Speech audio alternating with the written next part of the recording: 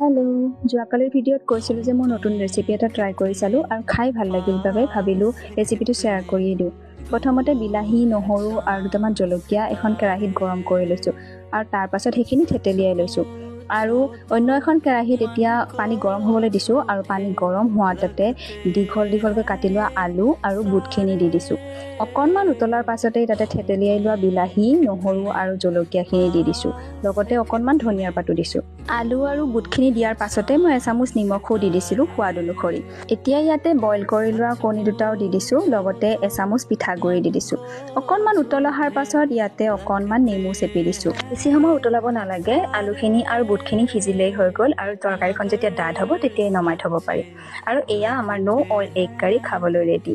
ৰেচিপিটো মই ইনষ্টাগ্ৰামত দেখিছোঁ আৰু যাৰ একাউণ্টৰ পৰা দেখি মই এই ৰেচিপিটো ট্ৰাই কৰিছোঁ তেওঁক টেগ কৰি দি দিছোঁ। That's it for today. Bye.